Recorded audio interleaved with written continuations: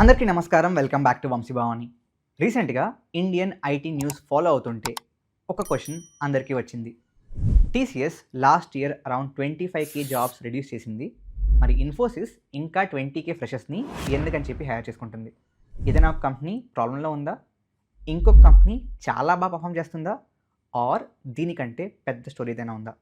ఈరోజు మనం actual numbers, actual డేట్స్‌తో పాటు రియల్ స్టోరీని డీకోడ్ చేద్దాం. అలాగే ఇప్పుడు ఇండియన్ టెక్ ఇండస్ట్రీని కంప్లీట్లీ మార్చేస్తున్న GCC versus traditional IT services differences కూడా సింపుల్ టర్మ్స్లో అర్థం చేసుకుందాం. మీరు ఫ్రెషర్ అయినా, జాబ్ సీకర్ అయినా, లేక ఏఐ ఎరాలో ఐటీ ఇండస్ట్రీ ఎక్కడికి వెళ్తుందో తెలుసుకుందాం అనుకుంటున్నా. ఈ వీడియోని ఎండ్ వరకు వాచ్ చేయండి. ముందుగా టీసీఎస్ గురించి క్లియర్ డేట్స్తో చూద్దాం. FY26 అంటే ఏప్రిల్ 25 నుంచి 2026 వరకు. ఈ పీరియడ్లో టీసీఎస్ టోటల్గా రఫ్లీ 24 to 25K employees net reduction చూసింది.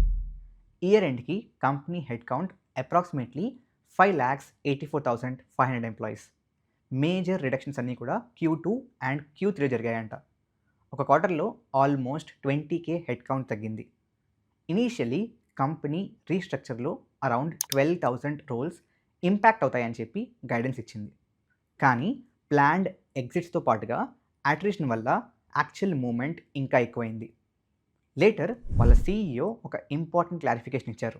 ఈ రిడక్షన్స్ డైరెక్ట్గా ఏఐ రీప్లేస్మెంట్ వల్ల కాదని, ప్రాజెక్ట్స్ ఎగ్జిక్యూట్ చేసే విధానం మారడం వల్ల అని చెప్పారు.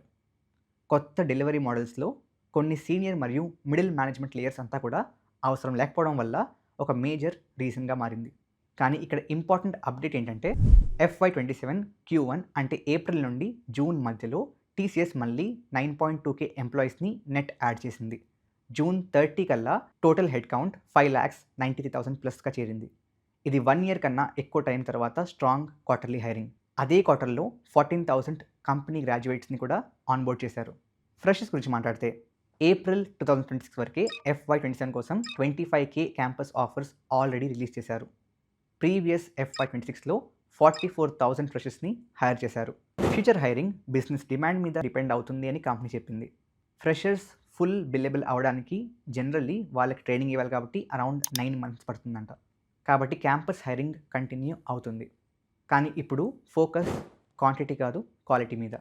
ఏఐ నేటివ్ స్కిల్స్ మరియు డిజిటల్ స్కిల్స్ ఉన్న క్యాండిడేట్స్ మీద ఎక్కువ ఫోకస్ చేస్తున్నారు. ఇప్పుడు ఇన్ఫోసిస్ సైడ్ చూద్దాం. జూలైలో నెట్ Q1 రిజల్ట్స్ తర్వాత ఇన్ఫోసిస్ చెప్పింది ఏంటంటే క్వార్టర్లో total head count only 532 employees మాత్రమే తగ్గిందంట. అదే టైంలో 4,000 ఫ్రెషర్స్ని కూడా హైర్ చేశారంట. కంపెనీ అఫీషియల్గా FY27లో అరౌండ్ 20K ఫ్రెషర్స్ని హైర్ చేస్తామని చెప్పి అనౌన్స్ చేసింది. ఇది ఆల్మోస్ట్ లాస్ట్ ఇయర్ పేస్లోనే జరుగుతుంది.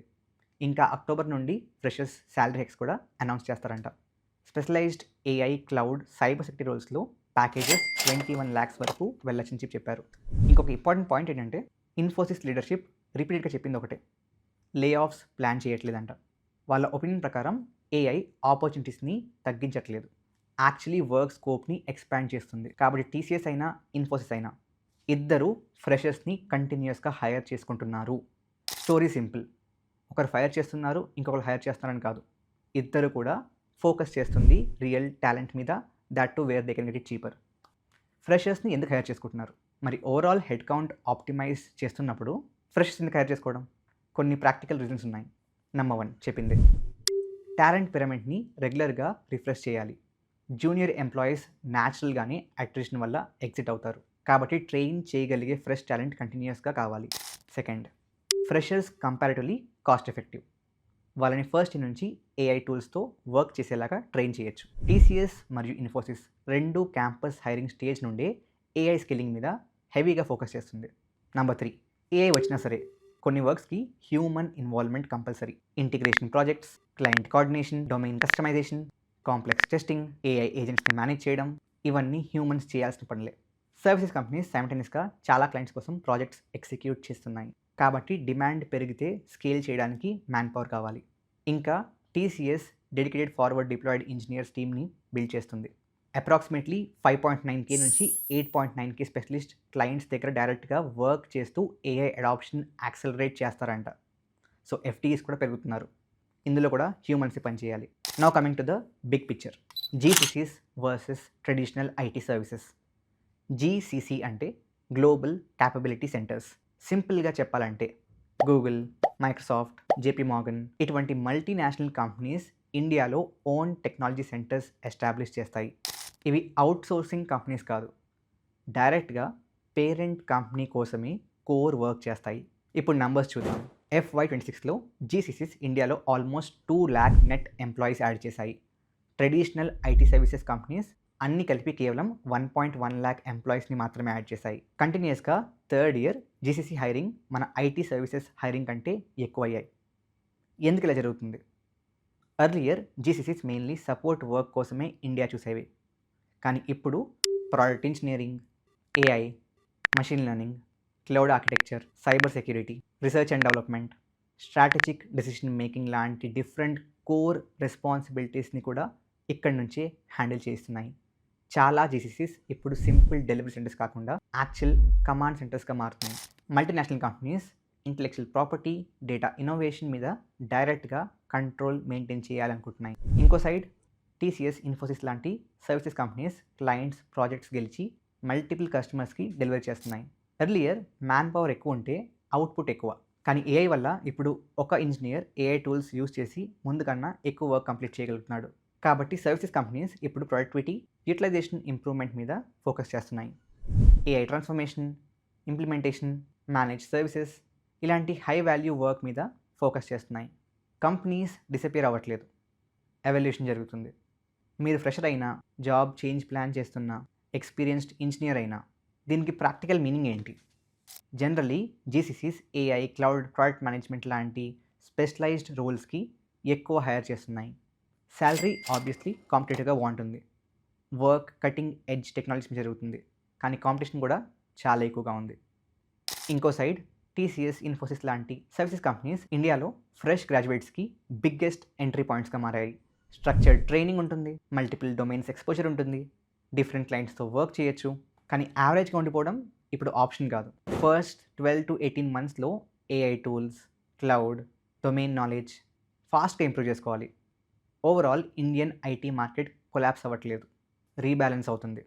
హై వాల్యూ స్పెషలైజ్డ్ వర్క్స్ జీసీసీలో ఫాస్ట్గా పెరుగుతున్నాయి. Large scale delivery work service companies continue చేస్తున్నాయి. కానీ సేమ్ అవుట్పుట్కి రిక్వైర్డ్ మ్యాన్ పవర్ బాగా తగ్గింది.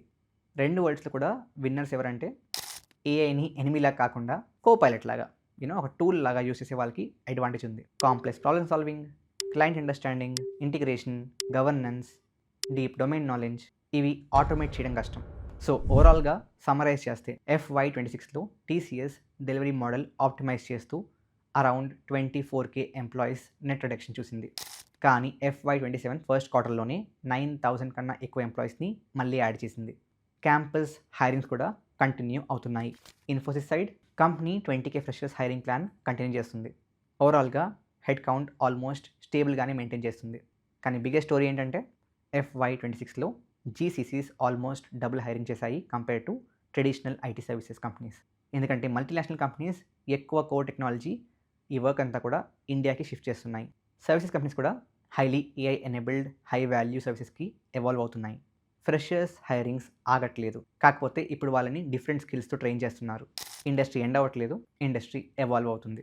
అడాప్ట్ అయ్యే వాళ్ళకి ఆపర్చునిటీస్ రెండు సైడ్స్లోనే ఎక్కువగా ఉన్నాయి. బట్ ఆబ్వియస్లీ ఫ్రెషర్స్కి సర్వీసెస్లో అండ్ మిడ్ లెవెల్కి జీసీసీస్లో ఎక్కువ ఉన్నాయి. ఐ హోప్ మీకు ఈ వీడియో హెల్ప్ అయింది అనుకుంటున్నాను. మీకు మంచి ఇన్సైట్స్ లభించుంటే please to share with your friends and ఛానల్కి ఎక్కువ అయితే ప్లీజ్ టు సబ్స్క్రైబ్. వీడియో ఎలా అనిపించిందో కామెంట్ చేసి చెప్పండి. Thank you very much. జై హింద్, జై భారత్.